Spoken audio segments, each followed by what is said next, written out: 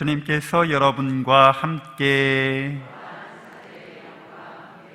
요한이 전한 거룩한 복음입니다. 그때 요한은 자기 제자들 가운데서 두 사람을 불러 주님께 보내며 오실 분이 선생님이십니까? 아니면 저희가 다른 분을 기다려야 합니까? 하고 여쭙게 하였다. 그 사람들이 예수님께 다가와 말하였다. 세례자 요한이 저희를 보내어 오실 분이 선생님이십니까? 아니면 저희가 다른 분을 기다려야 합니까? 하고 여쭈어 보라고 하셨습니다. 그때 예수님께서는 질병과 병거와 악령에 시달리는 많은 사람을 고쳐주시고 또 많은 눈머니를 볼 수 있게 해주셨다. 예수님께서 그들에게 대답하셨다. 요한에게 가서 너희가 보고 들은 것을 전하여라. 눈머니들이 보고 다리 저는 이들이 제대로 걸으며 나병 환자들이 깨끗해지고 귀먹은 이들이 들으며 죽은 이들이 되살아나고 가난한 이들이 복음을 듣는다. 나에게 의심을 품지 않는 이는 행복하다. 주님의 말씀입니다.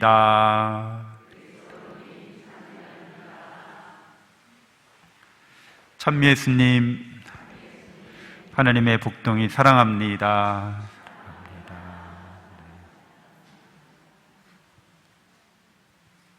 네, 오늘은 민수기 15장서부터 22장까지 함께 나누겠습니다.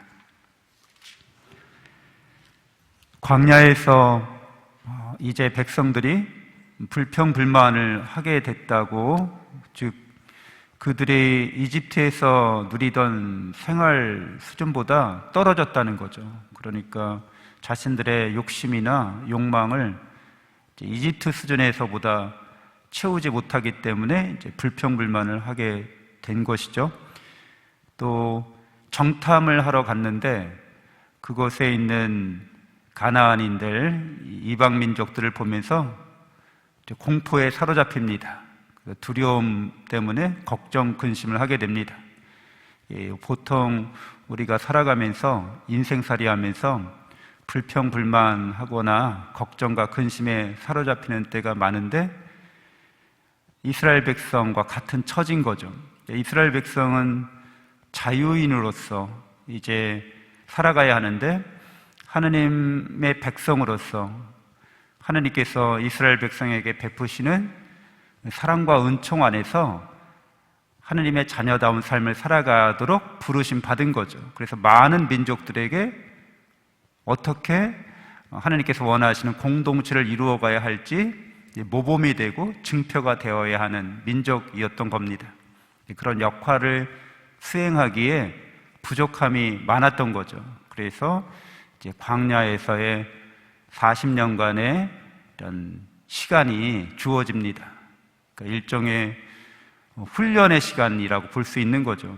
우리들도 살아가면서 불평불만이나 걱정과 두려움이 많은데 실제로는 하나님께서 우리의 방패가 되어주시겠다고 아브라함을 부르실 때 이미 창세기에서 나는 너를 지켜주느니 너의 방패가 되겠기 때문에 우리에게는 영원한 생명이 주어져 있음을 밝혀주시는 거죠.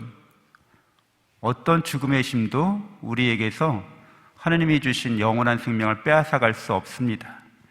또한 하나님께서는 나는 너에게 상이 되어주겠다. 당신 자신이 우리에게 주시는 상급이 되어주시겠다고 말씀해 주십니다.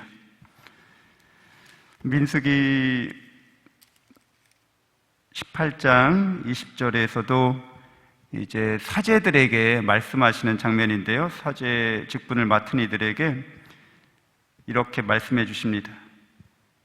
너는 이스라엘 자손들의 땅에서 상속 재산을 가질 수 없다. 그들 사이에서 너에게 돌아갈 몫은 없다. 이스라엘 자손들 가운데서 네가 받을 몫과 상속 재산은 바로 나다라고 말씀해 주십니다.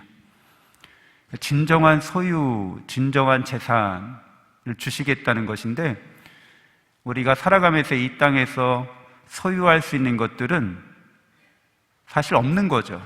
어떤 사람도 영원한 소유자가 될 수 없기 때문에 소유권 이전이 계속 되죠. 그리고 그런 것들은 그 자산이 영원한 자산이 될 수 없어서 소멸하고 맙니다. 하느님은 영원한 우리의 상속 재산, 상속 유산이 되어주시겠다고, 상급이 되어주시겠다고 다시 한번 말씀해 주십니다. 그래서 우리 그리스도인들은 이 세상에 살면서도 영원한 유산을 이어받은 사람들이라는 거죠. 하느님을 차지하는 사람들이 된 겁니다. 그래서 불평불만이 없고 영원한 만족이 있는 사람들이라는 거죠. 하느님을 차지함으로써 하느님으로 말미암아 만족하는 사람이 바로 우리 그리스도인들입니다. 어제 십자가 요한 성인 축일이었는데 아빌라에 대해서 성녀 역시 같이 교회 개혁을 했던, 수도회 개혁을 했던 분들인데 이런 말씀을 남기셨죠. 하느님만으로 충분하다. 그리스도인들이, 수도자들이 어떻게 살아야 될지를 밝혀주신 건데, 하느님께서 영원한 사랑과 은총으로 우리에게 그렇게 은총 베푸신다는 것을 깨닫고 믿는 사람들이 이 세상을 이제 잘 살아가야 하는 거죠.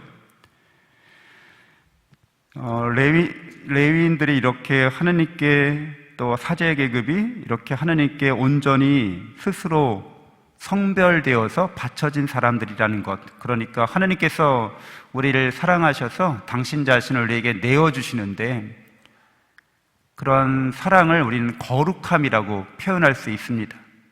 거룩하다는 것은 희생과 밀접히 연관되어 있어요. 자기를 내어주는 것과. 그렇기 때문에 하나님께서 우리의 상급이 되어주시고 하나님께서 우리를 지켜주시는데, 그것은 하나님께서 몸소 우리와 함께 하시면서 당신 자신을 우리에게 내어주시겠다는 거죠.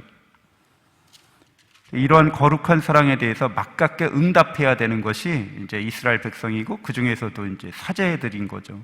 사제들은 하느님께 성별된 사람들, 그 말은 이제 사랑을 위해서 거룩하게 따로 떼어놓았다는 거죠. 하느님께 사랑만을 위해서 봉헌된 사람들을 말합니다. 우리들도 세상에서 따로 떼어놓아서 하느님께서 우리를 사랑하는 만큼 우리도 하느님께 온전히 우리 자신을 사랑하기 위해서 따로 떼어진 사람들인 거죠. 근데 이렇게 따로 떼어진 사람들의 삶을 이제 광야에서 계속해서 연습하고 훈련하는 그런 과정을 겪게 됩니다. 누구나 연습이나 훈련을 할 때 그게 썩 즐겁고 유쾌한 경우는 거의 없는 것 같아요. 이게 중요한 일이다, 이건 꼭 해야 되는 일이다 할 때 우리가 그것을 집중하면서 거기에 몰입하면서 그 일을 하게 되면 그 일이 진전이 빨라지게 되고, 우리가 여러 가지 면에서 더 그 발전 속도를 앞당길 수는 있지만 그렇게 하는 과정 자체가 힘든 거죠. 우리가 살아가면서 어떤 일이 중요해서 그 일에 집중하려고 할 때는 이제 다른 잡다한 일들을 그만둬야 되잖아요. 이걸 다 끊어내야 되는 거죠. 근데 우리의 마음 상태가, 우리의 일상 상태가 되도록이면 쉽고 편안하고 좀 부담 없는 일들로 마음이 이렇게 흘러가기가 쉬워서 중요한 일을, 아주 우리에게 좋은 일을 하기 위해서는 먼저 그런 것들을 다 가지치기를 해내는 작업이 먼저 들어가야 돼요. 근데 그렇게 하는 것 자체가 약간의 저항이 있습니다. 또 큰 저항이 생길 수도 있어요. 그래서 저항에 굴복하게 되면, 저항을 이겨내지 못하면 그냥 시간을 죽이는 거죠. 그냥 중요하지도 않은 일에 우리의 삶을 이제 낭비하게 되는 겁니다. 그렇게 쭉 낭비하다 보면 왠지 마음이 이제 불안해지는 거죠. 우리가 방향이 잘못됐구나, 지금 내가 올바른 길로 가고 있지 못하구나라는 걸 또 깨닫게 됩니다. 그럼 또 한번 이렇게 추스리는 거죠. 해야지, 내가 해야 될 일을 해야겠다. 하나님께 봉헌하는 일인 거죠. 자기 시간을 봉헌하는 거, 우리가 기도에 시간을 쓰는 것이나 사랑을 하는데 내 삶을 실천적으로 내어놓는 것, 투신하는 것, 이런 일들에 다시 집중하고자 노력합니다. 그래서 이렇게 그 일이 선택하고 중요한 일을 선택하는 거죠. 중요한 일이라는 게 다른 일이 아니라 하느님을 사랑하는 일을 선택하는 겁니다. 편하고 안락하고 생각 없이 그냥 되는 대로 사는 삶이 아니라 사랑으로 의지적으로 선택하고 결단을 내리는 일을 하는 것이고, 그런 일에 이제 집중하려고 하는 거죠. 그래서 여기까지가 힘든데, 이제 몰입하게 되면, 그 일에 좀 깊이 들어가게 되면 거기에서 사랑으로 말미암은 기쁨과 평화를 맛볼 수 있게 됩니다. 하나님께서도 우리를 사랑을 위한 이런 선택에 이르도록, 집중에 이르도록, 몰입에 이르도록 늘 우리와 함께 해주십니다. 우리에게 사랑의 은총을 늘 풍요롭게 베풀고 계신 거죠. 이스라엘 백성이 광야에서 이제 길을 돌아가야 하는 처지에 이르게 됐어요. 그래서 광야에서 이리저리 이제 헤매게 되면서 그때 갈 수 있었는데 그때 못 간 거죠. 그래서 마음이 후회가 되고 조급한 마음이 들고 성급한 마음이 들면서 더 좀 스트레스를 받는 거죠. 짜증이 나는 거죠. 그때 왜 그랬을까? 그러면서 이제 탓을 하는데 자기 안에서 탓을 찾는 게 아니라 이제 하느님하고 모세에게 불평합니다. 모세에게 하는 거죠. 그래서 21장에 보면 구리뱀 이야기가 나오는데, 당신들은 어쩌자고 우리를 에집트에서 올라오게 해서 이 광야에서 죽게 하시오. 이렇게 양식도 없고 물도 없어. 이 보잘것없는 양식은 이제 진저리가 나오. 그래서 결국 하나님께서 불뱀을 보내셨다고 여기에 적혀 있습니다. 그래서 백성이 또 이제 자신들의 죄를 뉘우치면서 자신들의 성급한 마음, 자신들의 탓으로 말미암아서 광야에서 시간이 지체되는 건데, 그런 것들에 대해서 뉘우치면서 죄를 지었다고 고백하고 이 뱀을 우리에게 치워달라고 이제 기도해달라고 부탁하죠. 그래서 이제 우리가 잘 아는 것처럼 구리뱀이 등장합니다. 구리뱀을 만들어서 그걸 보는 사람마다 살아나게 된다고 오늘 민수기 21장 9절에서 이야기해주고 있어요. 그것은 구리뱀을 쳐다본다는 것은 결국에는 우리의 죄에 대해서, 그리고 죄로 말미암은 벌에 대해서 바라본다는 걸 뜻합니다. 우리의 죄 탓이구나, 이게 내 탓이구나 라고 그것을 바라봄으로써 깨닫게 되는 것을 의미하죠. 그리고 그것을 깨닫고 하나님께 자비를 청할 때 치유받게 됩니다. 살아나게 됩니다. 그래서 우리는 이 구리뱀이 바로 십자가에 달리신 예수 그리스도의 예형임을 미리 보여준 예표라는 것을 우리는 잘 알고 있습니다. 우리가 하느님을 사랑하지 않는 죄, 그 죄 중에서 늘 불평불만하고 걱정 근심하면서 살아가고, 그것에 대해서 하느님 탓을 하거나 남들 탓을 하면서 그렇게 살아갑니다. 그래서 이러한 죄 중에 있는 삶은 영적인 죽음을 우리에게 불러오는 거죠. 거기에 희망도 없고 거기에 무슨 의미 있는, 보람 있는 영원한 생명과 행복을 주는 일, 그런 것들은 아예 없습니다.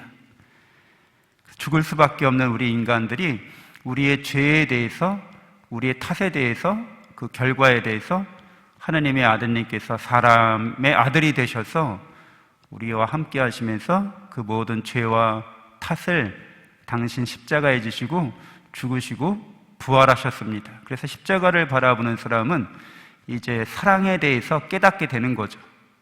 우리의 죄에 대해서, 우리의 벌에 대해서 뿐만 아니라 하나님의 너그러우신 사랑에 대해서 깨닫게 되고, 그분의 올바르신 사랑에 대해서 우리가 믿을 수 있게 됩니다. 그래서 십자가를 바라보면서 우리는 우리가 나아가야 할 인생길을 올바르게 걸어갈 수 있게 됩니다. 하나님께서 우리를 얼마나 사랑하시는지, 그리고 우리도 어떻게 사랑해야 하는지, 그리고 그 사랑을 많은 사람들에게 보여줄 수 있게 해야 한다는 것을 우리의 책임이나 우리의 소명으로 받아들일 수 있게 되는 거죠.